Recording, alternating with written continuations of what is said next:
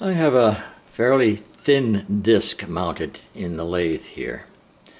Now, I tried to get it straight in the jaws, but it never works. Turn it on.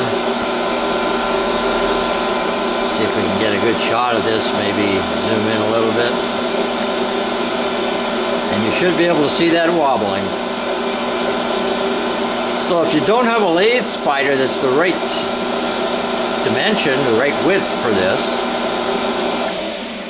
there's another way to do this.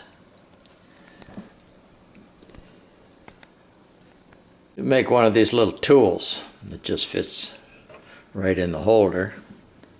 Goes in here. Lock that up in there.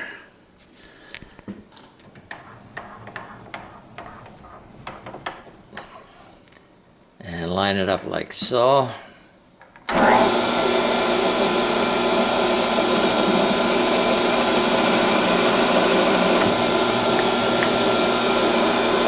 Now we're turning true.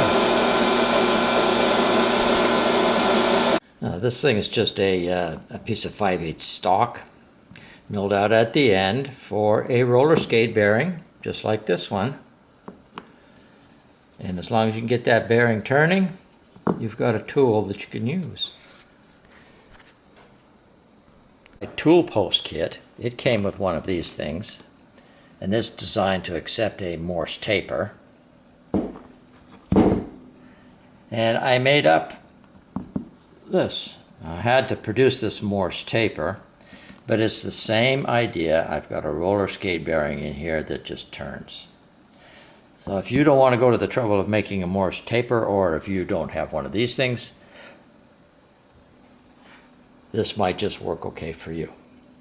Just something to try if you don't have the right size spider and you want to make something run true that's in your chuck.